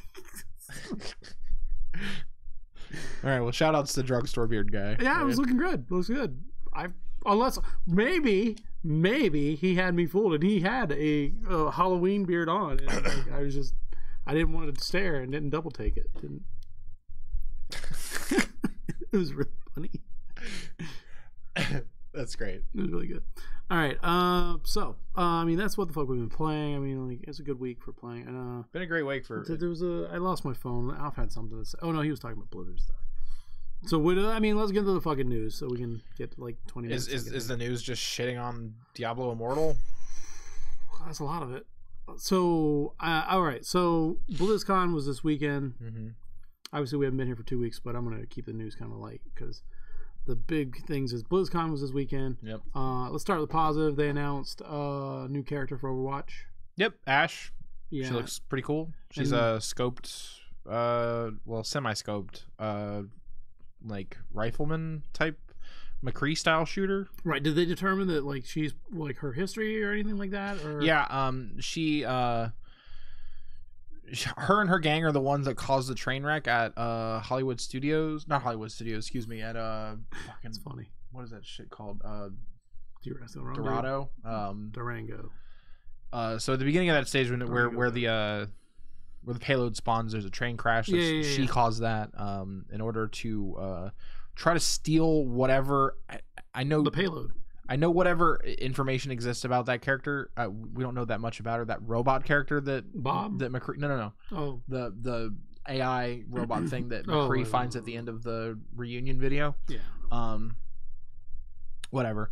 But yeah, she's the McCree's rival gang. Okay, all right, makes sense. I mean, and she looks like a cool character. You know? She's great. There's also a little bit of issues with her.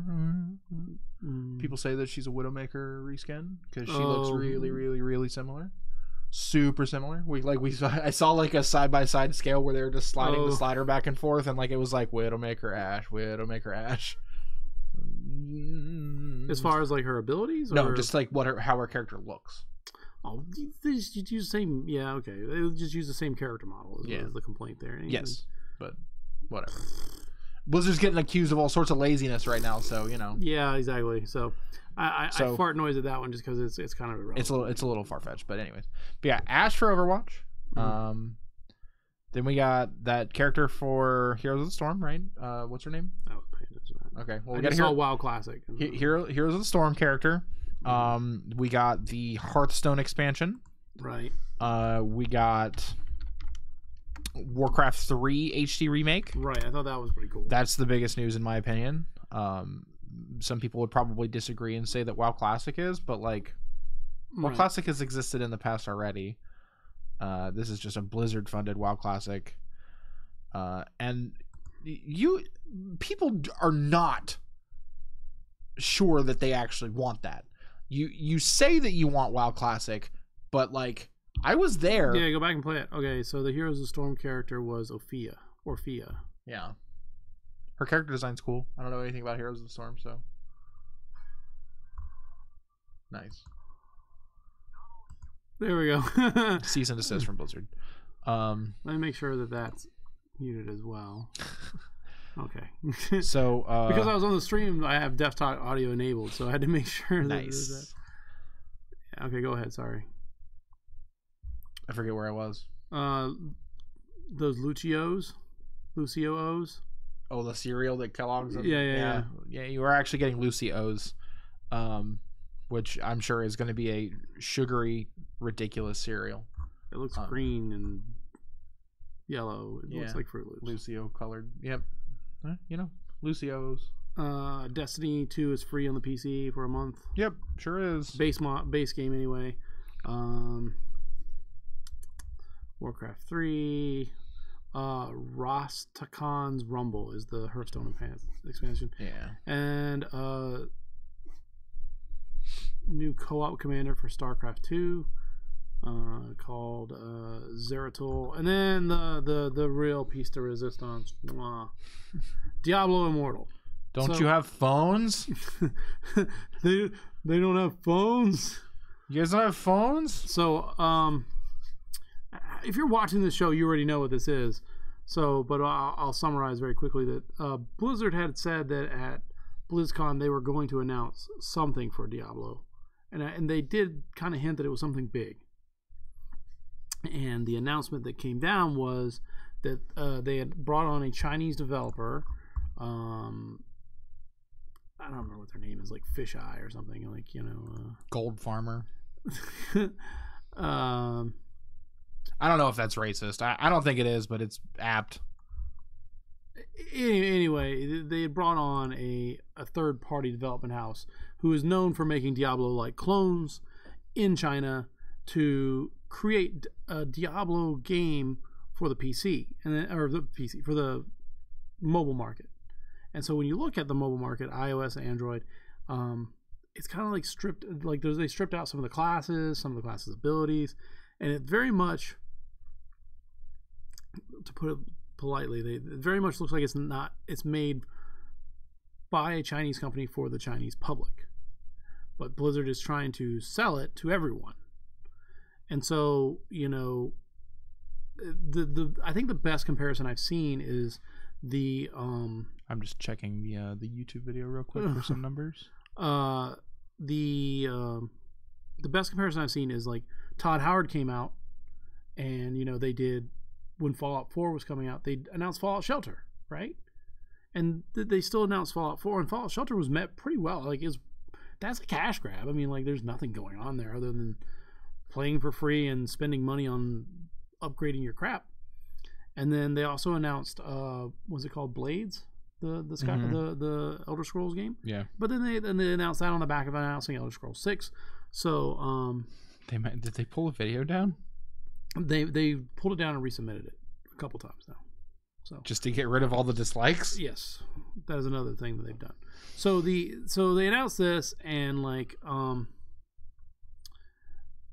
the internet just went wild with anger and rage and all the snark and whatever that, and like people were just, and they went to an active Q&A session, and one of the biggest Diablo streamers, YouTubers, content creators, whatever you want to call them, he got up and asked, like, point blank, like, is this like an April Fool's joke? Are you guys kidding me? Like, yeah, this is your announcement? And memes. The crowd went wild, and now he's internet famous. Well, internet famouser, Yeah. So I mean, he's been making content for Diablo for 2+ years. Yeah. So that's your target audience for Diablo stuff, and the internet is kind of right in the sense of like, there's a way to do this announcement without the backlash, and the backlash is coming from the fans. These are Diablo players are some of the most hardcore, dedicated gamers. It's accurate. To that game, like this is the game, that is their game. They buy Diablo and they play it for years, and they replay it for years. And not everyone is like that, but the people who care very deeply about Diablo, I think Diablo 3 was 6 years ago, right? Longer than that, yeah. So they're like, well, where's Diablo 4? And I feel like the time between 2 and 3 was a lot longer than 12 years. They kind of like, to expect Diablo 4, in my opinion, to expect Diablo 4 right now is a little bit early. Yeah, I think more people were bit. were thinking that like a Diablo 2 remake was probably in the pipes. But right, I mean that we even speculated that a little bit, like that they would remake Diablo or Diablo 2 or something like that, or bring those kind of things. But you know, I think this is like the No Man's Sky problem of, you know, word gets out about your game, the hype starts to build, the momentum builds, the hype train builds, and you kind of feed that, but you don't check it. You know, you're not saying, hey, look, guys, like, you know, even if they, you know, and the Blizzard has since come out and said, you know, hey, we have a ton of Diablo projects in the works, you know. Yeah. But they didn't say that at BlizzCon. They didn't say that on the stage. Yeah. They said that after the backlash. And there's a really good Twitter thread. I hate to use that kind of the idea that, you know, write an article. Yeah. But anyway, one of the developers for Diablo 2 came out and he's like, the problem really is that Activision and specifically Blizzard, from top to bottom was gamers. The CEO down to the tester, everyone gamed and they loved gaming on their games and they cared about their games. And when you have top to bottom gamers, like you get a good feel of what's going to happen when you kind of announce these kind of things. Yeah. But when, you know, you're answering to a spreadsheet of like, what can we do to monetize and capture this audience in China, which is what this is. And like that's speculation, but let's be real here. That's what it is. It's unquestionable that it's directed specifically at the Chinese mobile market. Right. It generates an insane amount of money. Right. Exactly. And so like there's nothing wrong with that. There's nothing wrong with a business wanting to make money and making business decisions to make money and leveraging their IP to make money. That's the whole point of being a business. I think the problem here is it's 100% on marketing, PR, and understanding your base and how you're, you know, and we talk about this all the time before, and I wish Alf was kind of here a little bit to talk about it too, is that, you know, when you make something, how much of it is still yours and how much is the community's and how much is, you know, there's that fine balance of what, you know, what, yes, you are the creator. Yes, you know, how do you usher this into things like that? And people kind of feel like Diablo, you know, is a game that a lot of people feel like it's theirs and it should be this and that. And, you know, we've talked about this with Final Fantasies and numerous other games and IPs, you know, like there's so many issues we can talk about with this thing. And like, you know, like one of the things that like that's getting chastised right now is like Boogie, you know, one of our world's most famous trending gamer, you know, he came out and he's like, Activision Blizzard's not entitled to my phone. How dare they, you know? And then, you know, that started the storm of who's entitled. Is it the gamers that are entitled because they think they're entitled to Diablo being whatever they say it should be? Or is, you know, Activision entitled because they, you know, they're a business to make money and they're going to do the things that make money. You know, if you want to keep playing Diablo games, you have to do things that make money, right? Correct. Yeah. So I don't think there's like there are some people out there who are going to say some things that seem very entitled, you know, like that's, you know, then journalists arguing about, you know, who's shittier companies, or, you know, it's a nightmare to look into this thing. This thing opened up so many cans of worms. Yeah. But like I would say that, like the way that I think you should look at this is like it's a PR nightmare and not knowing your base, not doing the research on what your base is expecting of your IP, and not presenting what you're doing with your IP in such a way. I don't think you should have done a full announcement at BlizzCon. You know, maybe I understand a company like Activision Blizzard doesn't want to like test this out there, but like, you know, what happened internally? It's a good question of what happened internally that this made it this far without someone saying, what if they don't like it? Yeah. What are the Diablo hardcore going to say? The other issue too is the latter half of this is that they handled the blowback really poorly. Right. Like, I mean, after the initial response. To be fair, if I was a dev and I worked really hard on something, you know, whatever it is, you know what I'm saying? Even if it's like getting an IP outsourced to a company so that we can bring, you know what I'm saying, and I worked really hard on doing that, and then you came up to my panel and were asking the tough questions in a manner that's condescending, and it is unprofessional. You know what I'm saying? Sure. But I mean, and in a world of the internet being what it is, you're trying to get sick burns on and things like that, and that's a risk you run. That's a risk you run as the dude up there on the stage.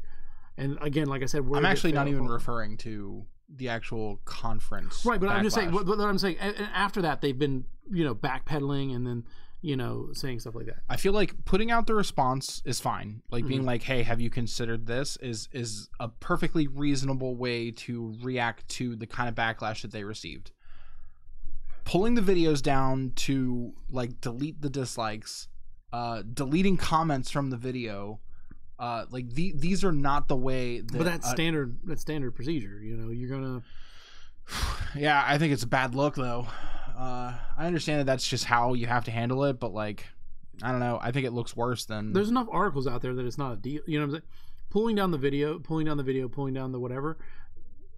If you look up Diablo Immortal, like it doesn't hide its tracks. It doesn't hide anything. You know what I'm saying? It just creates a the image that you want to portray. Like, oh, why does this one video have so many whatevers? Like just resubmit it and it's fine. You know what I'm saying? It's fine. You know what I'm saying? It's a non-issue. I mean, it is an issue, but like what I'm saying, like that's just standard. I would do that on this channel. You know what I'm saying? We had one video where, well, Joey, why is episode 226 missing? Technical issues. Yeah. Right, but like I don't know. It does just like it seems like kind of a disrespectful way to the fan base to handle a PR nightmare when it could just be as simple as like wait for it to come out and see. Right, exactly. Hey, we understand that this might not be for the Diablo hardcore, but we're trying to expand the love of Diablo. There's ways to spin it. Addressing it, like I said, like being like, hey, this is not the only Diablo that we're developing. Mm-hmm. Like that I feel like is enough to be like, hey, like we're trying to get the most visibility and the most accessibility to a franchise that we think is profitable. Yeah. Like that's like the scenario that seems like you're not spreading the fire. Mm-hmm. Being like picking like specific comments on the YouTube or Twitter account and deleting them, like that just seems like just being like, well, your voice doesn't get to be heard because it's counterintuitive to the product we're selling. Like it just seems like the wrong way to try to put out a fire. Mm-hmm. I'm also not an economics major or a marketing major. Right. Well, I mean, there's different ways to see it. I mean, like I could, there's times where I'm like, I'm 100% wrong. I'm like, this is how I would do it. And they're like, well, that's not how we're going to do it. Sure. And that's the wrong answer. Then again, I wouldn't have developed Diablo on a mobile. I think it is if that was a piece in a sizzle reel for something bigger, it wouldn't have been a big deal. Remember E3 when they were like, here's this Gears of War teaser, and then they were like that stupid the Gears pop thing? Yeah, and you're like, oh, I'm not even mad about the pop thing because they did the thing, and the pop thing just kind of makes you some side money or whatever. Right? Nobody crucified Microsoft or who. Right? They're like, oh, well, glad you guys got that pop money while it's still good. Sure, you know what I'm saying? Like that. I just think that there would have been like main stage BlizzCon, like you were saying, like is not the place to. I don't know, like harass us with this. I'm sorry. This is a front to everything that I stand for. Joey, he literally went, "You guys don't have phones?" You know what I'm saying? Like at a certain point, don't. Not for you. But like to be like, here's this thing that you've been waiting for, and then everyone goes, I do think that, and then he's just like, "Fuck you." You know what I'm saying? Like it. That's what I said. Like I give a little bit of you know what I'm saying, leeway on when you're on the stage and someone's like, of course, that's a hard job, and that guy is probably in a fucking bunker, like deep below the crust of the earth, just like waiting for that shit to blow over. Like, that's what I'm saying. I give a little bit, not a lot. You know what I'm saying? He didn't drop the N word. Well, but like, you know what I mean? Like excuse me for not knowing her name, but like the BioWare writer who got death threats for writing Dragon Age 2. You know what I'm saying? This guy like just ruined every nerd's fucking wet dream. Yeah. And like now he's got to be like, they paid me. You know what I'm saying? Like I had to do that. Like, right. Well, he should have told us, asked us if we have phones. And you know, again, like I think the other thing is like, did we talk about like the rumor that the company that makes all these Diablo the company they brought on makes these Gold Diablo Farmer. style what I said Gold Farmer. Yeah, they make these games that are Diablo style. They're probably fun. Well, the argument is that like a lot of people are making that this is like a reskin of one of their other games. They just put a Diablo skin on there, and like that can't be proven at this point, but it looks pretty, you know, pretty cool. There's some compelling arguments. Right. I mean, that being said, like Diablo Immortal is probably a perfectly serviceable phone game. But here's the thing: you're not going to get an honest thing on it now. Like, I know it's tainted. Like people like. Yeah. I've seen pictures from BlizzCon where like the setup area is just empty, except for like 10 people playing it. Yeah. And there's people who are like, "Oh, I played it. I hate it." Yeah. Like, well, do you love Diablo? Like, you know, like I played when I went to E3. Like, I never had to tell a lot of people about this story because it's irrelevant. I played Payday 2 on a cell phone. Yeah. And that was cool. Yeah. I mean, it was cool. I would never play it on a cell phone. Right. But it was cool that it worked on a cell phone, and it was like I mean, like people multiplayer, like 4 people playing. People like, talk shit, but that like, you know, how many kids play Fortnite on a phone or right? What, so know? I mean, like that's the thing is like there. One that the mobile market in China. 2, you don't know who else this thing is going to hit. You know what I'm saying? And if you make it good enough, like you know. Yeah. It's sad like you that, said. like, I think that it's tainted. You know? I think that its market, especially like not in places that are so accepting of mobile phone games, like like it seems like like the Asia market probably still fine. That game is gonna shit the bed here. I mean the problem is you're literally up against the Switch version, which is the definitive better version. Well, it's also we you know for a fact that we exist in meme culture now, right? Yeah, like it's and you don't get the upvotes for liking Diablo Immortal. You just don't. Yeah, exactly. You get the upvotes for making the meme of the guy with the bald head and the red shirt going, "Is this fucking April Fool's?" Yeah. You know what I'm saying? Like I seen one of him as a Hearthstone card as a battle cry. I've seen 4 of those. I've seen him like he looks like Thanos, and he's like, "I paid everything." You know, like like that. Those have nothing to do with each other. Like that's complete. Exactly. That's the thing. Is like now now it's a meme, and like I said, it's tainted now. So like they can't win it now. Now that game is absolutely destroyed in this market. I think they could do something with it. You'll still make money because every mobile game will make. I think enough people will download to make fun of it. Yeah. Yes. That's what I'm saying. Like, but by downloading by downloading it, you move it up in the trending chart, the queue list, in the trending charts, and then the people who would have the people who aren't Redditors or 9gaggers or iFunny or any of that shit, whatever, or the one guy who's says, "Well, I'm gonna play it and make fun of it," and like actually likes it on playing it on the toilet at work. The donkey video hasn't come out yet, so so I mean, there's a lot. That's me, by the way. The guy who likes playing Diablo on the toilet at work. It's still a Diablo game, right?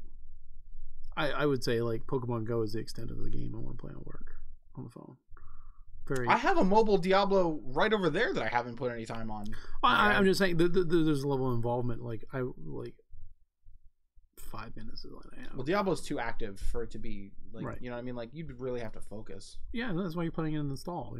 I wonder like just like specs wise, like what because like Todd Howard was going on about like to really fuck with blades, like you should see it on an iPhone X, like yeah. That's funny. I just got an ad for what I'm selling my own thing on eBay. What a shitter. It's you. Click it. Infinite money. All right. Well, let's finish up with Diablo. Let's move on. We got a couple other things. Oh, I'm done. Like I am flaccid. Do you want to talk about DeltaRune? Oh, yeah. So that just kind of happened one morning, right? Well, so the Undertale account tweeted 24 hours, come back in 24 hours, and then we all came back in 24 hours, and they posted DeltaRune, which is an anagram of Undertale, and it's kind of another Undertale, but not a little more involved. And Toby Fox just kind of said, "Well, this is chapter 1 of my new game." he's like, I'm still working on it. And like he read, like if you read what he put out like a pretty good piece about how he feels about it and what he's working on it, and how he made Undertale by himself, except for some hands and stuff like that. And this game is much more involved, and he doesn't want to. He's really scared because he doesn't want to overpromise and underdeliver, especially after what Undertale was. So that's man. And he's like it's a multiple part game with like a lot of interlocking story and stuff like that. And to put part 1 out right now with all the other parts still being worked on and built, he's really concerned about what, you know what I'm saying, making sure that he nailed this piece. Do you remember the fabled the tale of Scrody Booger Balls from South Park? Yeah, sure. And then also the poop that took a pee. The poop that took a pee. I think it's that, right? Oh, right. Is that nobody expected Undertale to be the phenomenon, the absolute phenomenon that it was. Sure. For being a $10 game that was released by literally a nobody. Right. Like, not to insult you, Toby, because like you're obviously a genius. But prior to the release of Undertale, you know what I mean? Like maybe he was known in his circles or whatever, but like on a national level, no credibility. And Undertale releases and it's an opus. You know what I mean? Like there are some people that consider it to be like one of the best narratives in recent history. And then soundtrack wise, it's like almost done. Like it's like, you know what I mean? Like I have a hard time like being like, man, is like Undertale is clearly like one of the best soundtracks just in gaming. And like to me, it's like up there with like Shovel Knight and Castlevania 1, and you know what I mean? Like like the real big stuff. And then to have to like stare down the success of something that came out of nowhere, and then to also like have less time to develop it. Well, I mean, the same thing happened with the guy with Frog Fractions and Frog Fractions 2. You know, that's why he took forever to put it out there and figure out what it was, and made finding it more of a game and things like that. So, but like, do you like what happens? Like, it's like one of those things where like, do you release DeltaRune and then you get a scenario where you end up being Phil Fished to make it a verb, you know what I mean? Like the internet doesn't like it as much, and they want like they want Braid. He made Braid, right? Or was it? No, he made Fez. What did Phil Fish make? He made Fez. And then you know what I mean? Like they want Fez again, and you're like, well, I made Fez. Yeah. That's not what I want to make anymore. I'm an artist. You know what I mean? Like So that's a scary thing. I think that's like kind of a similar thing for everybody. You know what I mean? Like you put out your first album, you had your whole life to write your first album. You should talk to Darren later. He said he has thoughts about a later fight in Undertale that falls super flat thematically, and I said no spoilers. You guys can talk about that offline. I think I know what you're talking about, but yeah, we can talk later, Darren. Sorry, go ahead. Real quick, Darren, does that fight ruin Undertale for you though? See, like, it's doing that chat to voice to a 5-minute conversation for 3 things. But yeah, I think as far as like the art direction, I think DeltaRune has improved on Undertale. Well, it's not black and white. I don't have we don't have that much to work with. Like right, well, it's just chapter 1. So I played the first hour. I like how it's still definitely rings of Undertale. Like it feels like it, as far as like gameplay is concerned. Like the combat, you're still moving your little thing around and avoiding stuff, and it still has like this like real tongue-in-cheek dry humor, and like kind of a somber, like dark feel to it. And like I'm very excited to see like what the future holds for Toby Keith's narrative, and that especially Toby Keith. Not Toby Keith. Toby Fox. Toby Keith's like a fucking country star, right? Yeah, he's gonna get his Ford truck and fucking. Oh yeah, he's like a stadium country star too, right? Like $3,000 boots and never worked a day in his life. Something like that. Yeah. Well, I don't know. Nonetheless. Yeah. Yeah, you're not nearly as cool as Toby Fox. But I love the universe that Undertale exists in, and I think that pay me Mountain Dew. Pay you? Pay me. I've drank it like 3 times with the label out, but anyway. I think and also I love how it was delivered to us. Like this, that's my favorite kind of ad campaign, by the way, is like guerrilla ads, like where it's just like, hey, this thing exists. You can. Well, then you're really gonna love this part. That the uninstaller was accidentally uninstalling everything in the directory. So if you installed it to your C drive and then uninstalled it, whoops, oops. Let me just install this in the C / system32. There we go. Well, I would say keep an eye on that. You know, we're kind of running a little bit long, so we'll just do the last thing, which is the last big thing. You want to talk about that Smash Bros. Ultimate? Yeah. Well, first, let me say this: you picked up the. I saw that you picked up the new GameCube controllers. Yeah, I bought 2 GameCube controllers and the USB port adapter, which is the exact same as it was. Well, this one says Smash Brothers on it, right? The old ones used to say Wii U. It does not. No, this one says Nintendo on it. Just says Nintendo on it. Right, the other ones say Wii U on it. The Wii U ones say Wii U on it. Yeah, what has a Wii U like stamp? Yeah, like an indentation into the plastic. Yeah. This one has a Nintendo logo. Yeah. Let me get that. So I like that better. Let me get that. Yeah. Oh, sorry. The new GameCube controllers, we didn't actually measure, but it feels like 9 to 10 feet cable, which is I think what the old one had was 9, so it's probably 9. I like the understated Smash logo on it a lot better than the Wii U Smash controllers that they made, where it was like a downward falling like Smash logo that looked like a meteor or something. Oh yeah. I thought that looked really cartoony and like too like fan made. Like it looked very much like a. I liked it. It looked fine, but like this new controller is very understated and very classy looking, I think. Or the symbol of the controller looks the same. Stiff. It's a stiff controller out of the box. Well, I mean, it's new. I know, but like shit. It's a stiff boy. Stiff boy. Hard to maneuvers. What were you playing on it? Nothing. I was just just clicking shit around, performing some random Smash inputs and stuff. Nice controllers though. All right, so the Smash event. A steal at $30. I think. What is the Smash? Well, it was just a Nintendo Direct.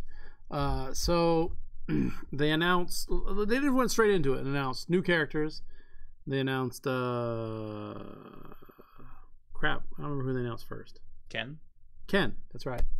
They announced Ken Masters. And you know they announced him. Is he an Echo? I don't remember. Yeah, he's Ryu's Echo. He's Ryu's Echo. And then they announced fighting Little Mac. And then they announced that was a pretty good video. Yeah. And then they announced Incineroar from Pokemon Sun and Moon, right? Yeah. Okay. He's Litten's highest evolutionary stage. Yeah, he's kind of like a wrestling. He's a pro wrestling. He's got like a lariat type move and back body drops and moonsaults and then they went into like a bunch of other nonsense. They talked about the spirit system for a while, which I still don't fucking understand. Yeah, it looks massive. Yeah, there's so many spirits in there. I just don't. Princess Peach as the Rabid Peach is a spirit. Like a bunch of characters. That's like the subspace emissary mode. No. That's the Adventures of Light.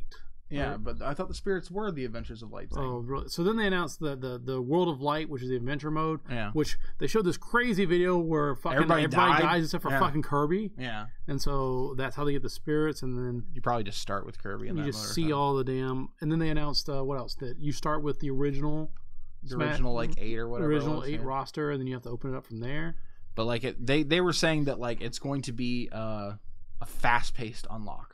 Like you are not going to be fighting 100 matches to unlock 4 characters. Yeah, 70, like 70 matches. Yeah, you win a match, then you gotta like, here comes a new challenge. Seems fine. Yeah, I think it's fun. I think that if I get to unlock every character within the course of playing it for 8 hours, I will be very happy.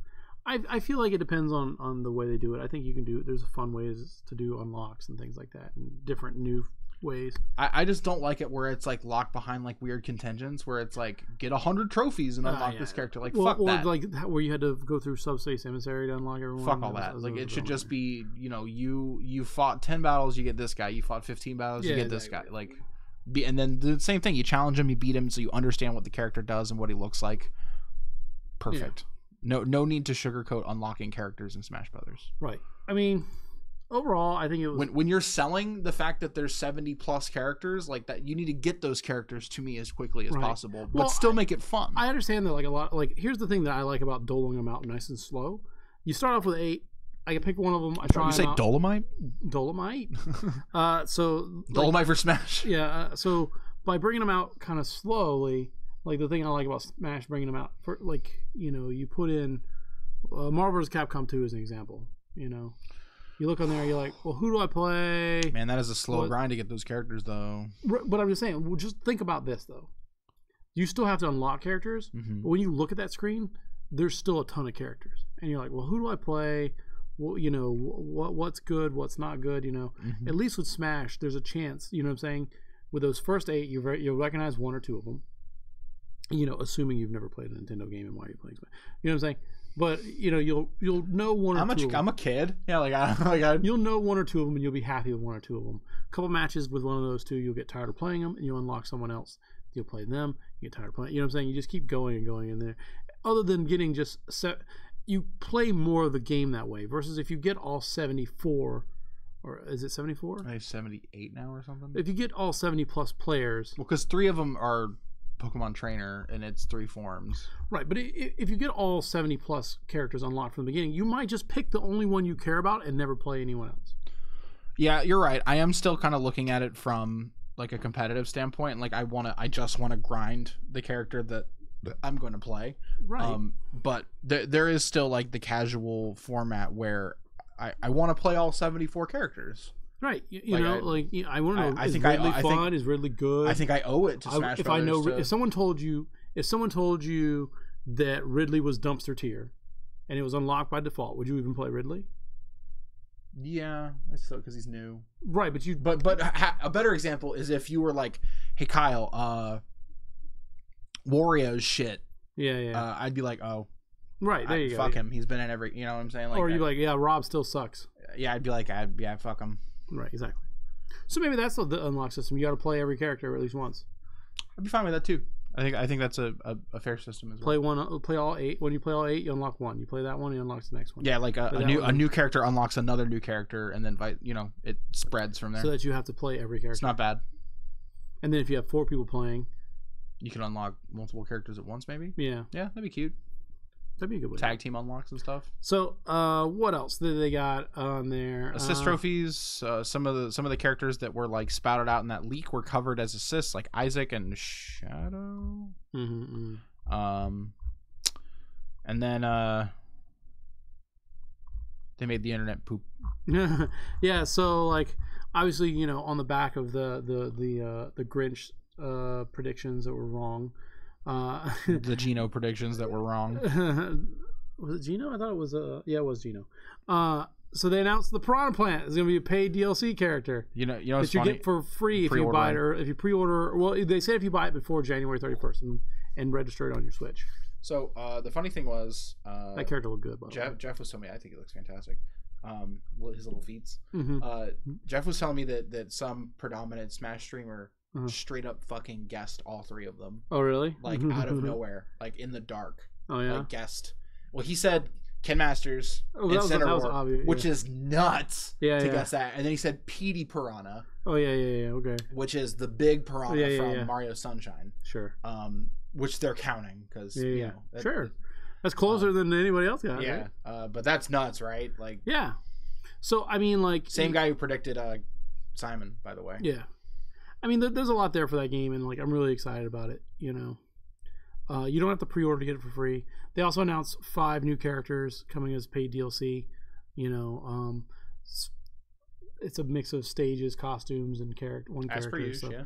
And you not know, abnormal for Smash Brothers now. Like so that's their model. Just move your price from owning that game up to 60 to 90, right? I'm already.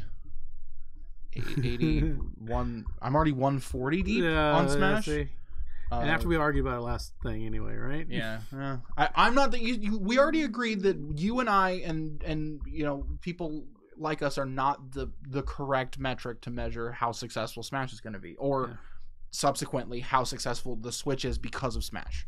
Yeah. We don't need to argue about it again either. Let's go. After watching the video again, like I'm willing to concede that, like, historically speaking, Smash Brothers has come out. I did a little bit of research too. Yeah. Historically speaking, Smash Brothers has been later in the life cycle of the consoles, and so that there might be reason for you guys to be a little concerned about Smash coming out so early in the life cycle. Right. I mean, I don't think it's gonna be a problem. I don't think it is either. It's just interesting that it's so early. It is early. It's like year 2 for the Switch.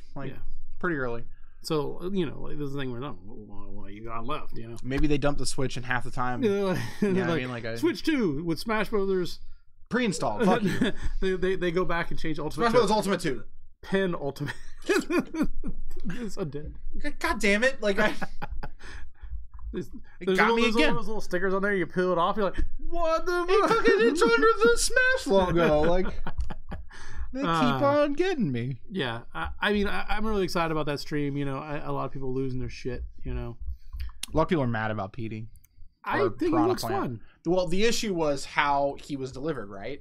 Like, he goes, mainstay in the Mario series, classic Mario villain, arch rival to Mario. They know. It's Waluigi plant. Like, you know what I'm saying? Like, as far as like the campaign for Waluigi to get some equality. It's fine though. He is. They know. He's most assuredly. He's DLC character number 5. Yeah. And they're like, here, shut up. Who else is there? We got everybody. I mean, there's still some. They're gonna pull a Virtual Fighter and get the Hornet from Daytona, USA. I know people want Banjo-Kazooie now. Yeah. I know people were going on about fucking being mad about Gino and being mad about Isaac being an assist trophy, but they're in the game. They're not playable, but whatever. How much do you need? I know. It's like fucking 75 characters of dope ass shit. And then they're like, everyone's here. Like, do you know what a licensing nightmare that was? They had to contact Konami. Yeah. Again. Get a character that they had long since fucking given a shit about, and then in addition to a character that they're fucking angry about, like Snake is a sore spot for Konami. You know what I'm saying? Like, they should get an assist trophy for Lisa from PT. Like, she just does like some jiggly neck shit and like kills you. All right, so that PT rumor that was going around for a little bit, unsubstantiated. They also the fan made PT for PC, Addison Road or whatever. No, the one that's just the PT fan game. Okay, yeah. That came out on PC today, so go download that before the cease and desist. Wait, it came out today? Yeah, it came out today. Where is it? Like on their site or something? Can you send me a link? Yeah, I'll send it to you. Nice, dope, dude. Good looking out. What was the other thing we got going? What's the runtime looking like? I know. I'm just saying. We didn't talk about we didn't talk about the Black Ops 4 thing. I meant to talk about it. I didn't play that game. So basically, they took out the loot boxes and they just put them in. Oh, I know what you're talking about. So they just put them in, and then like it's a. They were like, our game doesn't have that. It's a tier system, and Their so game they're does like have that. they're like, okay, you can play the tiers, right? And there's 200 tiers. If you want to buy and unlock a tier, it's $1. So how long does it take to grind a tier? Ooh. So it's a lot of time, huh? 200. I think it's 200 hours, but it's not 200 hours like, oh, leave the game on for 10 days. Who cares?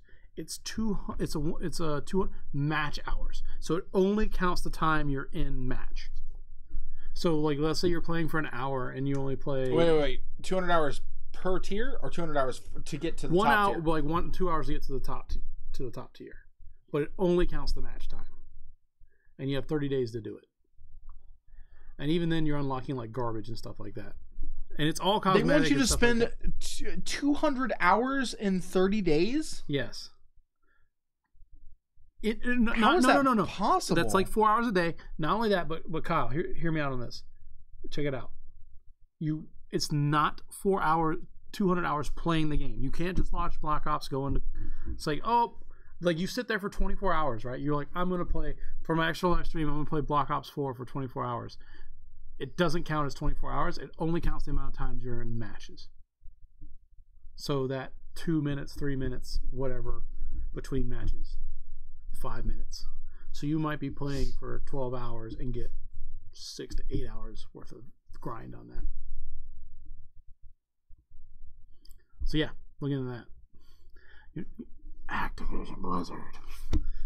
Again, monetizing. But it's all cosmetic, so what does it matter, right? Yeah. Kinda. Gross. Alrighty. Well, apparently there's Joker and Harley Quinn skins for PUBG for Suicide Squad, apparently. Oh, the worst ones. Alright. I did not see that, but now I did. Now I wish I didn't.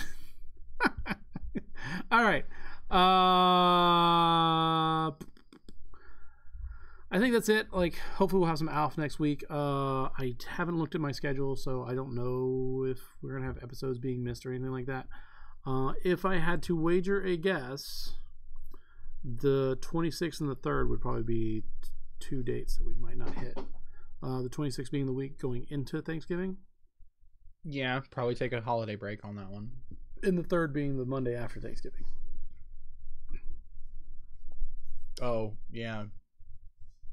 Yeah, that might be like some Black Friday recovery type stuff. Yeah, maybe. yeah. So, we'll see. Yeah, I just those are the two that Tentative. Yeah, like I'll check the regular schedule, see if We're not trying to be spotty about. Right. That's why I try to be upfront about like anything that I know is coming up. That's like what I was like. I know we're not going to record after And, like, Extra Life. The you know what I mean, like stuff happens. Like we're not even 100% sure why Alf's not here. We know he's okay. Yeah. He said he had a foot thing. He said he was in a boot. I don't want to give his shit out, but like he, drugs in a boot. He's doing drugs. Yeah, he's in a car boot doing. Yeah, they drugs. booted his car because of drugs. They booted his car with drugs. There you go. They just built a boot out of like bricks of cocaine. Yeah, that's an expensive boot. They know you're not going to break it though, so yeah, they know you're not going to drive on that. All right. Economically, that just doesn't make any sense. Yeah. We didn't do the games of gold and whatever. They're okay. You can look on the website. Google it. Yeah. All right. Our whole show's Googleable. Yeah. You guys still talking about that shit? All right. Thanks everyone for stopping by the chat. Questions, podcast, goldsauce.net. You send in our names on Twitter. We it says when we go live and when the episodes go up. YouTube for watching the live video and for watching the videos afterwards. I'm going to try some different stuff with some videos soon. I'm trying to I got ideas that I want to do, but I never get around to doing them. Probably what I'm going to try to do is do that on Instagram and then use the Instagram to put it on Facebook. Kind of try to interact more with people. Just kind of like make it easier for like, hey, some stuff to share. Yeah. So that way it kind of goes out and people can show their friends, be like, these are the idiots I listen to and what they talk about. So, all right, have a good night.